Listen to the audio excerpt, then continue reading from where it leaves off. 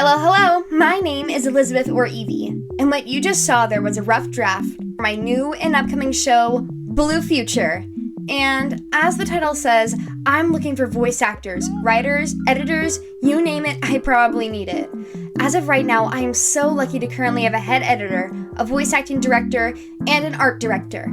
But what's the point of having directors if there's no one to direct? That is where you lovely people come in. As long as you're at least 13 and have access to Discord, I am more than happy to have you on our team. Now, I'll let the directors speak their part, and hold on! Don't skip directly to the Discord server, no matter how tempting it may be. They all have important information to share with you depending on what department you may want to go into. Now, let's hear from the art director.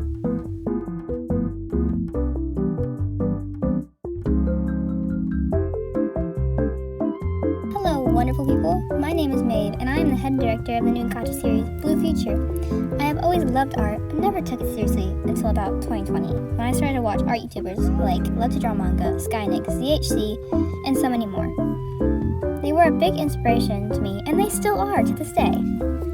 Since I've been doing art for about 5 years, I will say I am not a professional whatsoever, and I definitely have so much to improve on, and I still have a lot to learn. But I'd like to take the skills I have learned over the years and teach them to people who also love art. I am so excited to work on this project, but what's the point in being a director if there's no one to direct? That's why I'm asking first artists, voice actors, editors of any skill level to join me and the rest of the crew in making art for this wonderful new series. With all that being said, if you'd like to put your art skills to the test and learn new techniques, I'd love for you to join this project. And now I'd like to introduce to you your amazing voice acting director, the spectacular Pyro.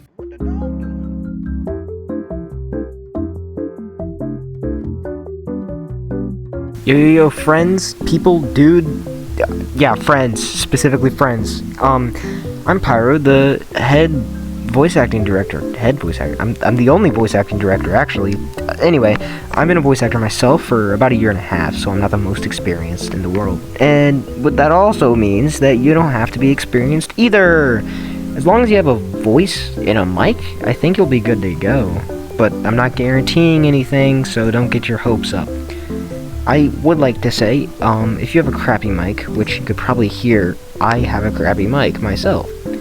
Even if you do, I would prefer if you recorded in a quiet area to reduce background noise, and it could also actually increase the, well, I don't know, it could be different for everyone, but if you have something covering your face, or like covering the area around you, it can actually make your voice louder.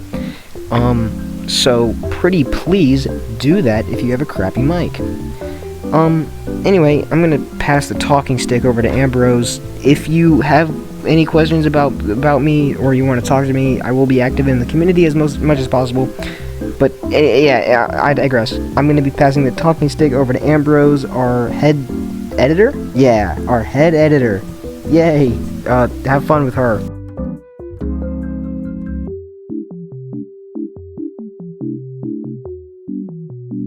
Howdy, queens, kings, and things. I'm Ambrose, head editor.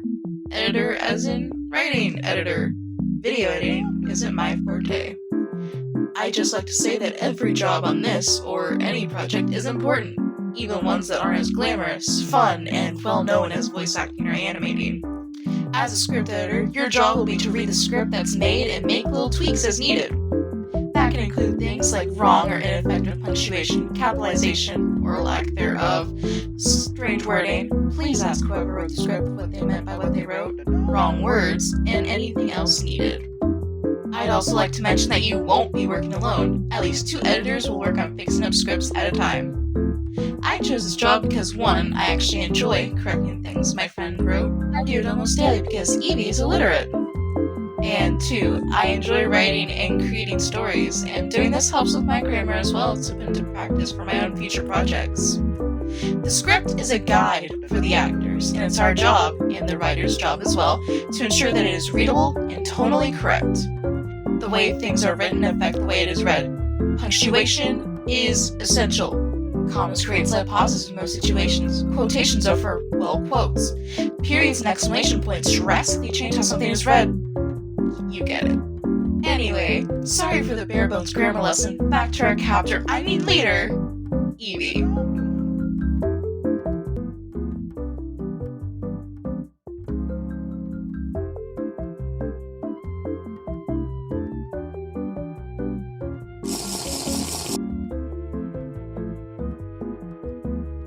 Wow, back already.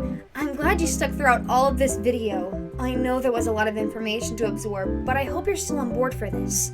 Now, this last segment I'll devote to just explaining a bit about the story itself. This story takes place in a city called Driftspire, a city practically run by robots. This revolves around a girl named Mu Chen, and how she slowly begins to discover the truth behind her family. A family that's always claimed to protect the city from the outside. But from what exactly? What was there to be afraid of behind their high walls? Outside of the city lived people that called themselves Silva. People with dark complexions, green hair, and bright yellow eyes. People from Driftspire would tell their children stories of how their stains on humankind, of how their thinly sliced pupils were created purely of sin. Now, Mu Chen holds a blade to one of these so-called monsters' necks, and has a choice. Make her family proud by spilling its blood, or go against everything that Shuyin stands for.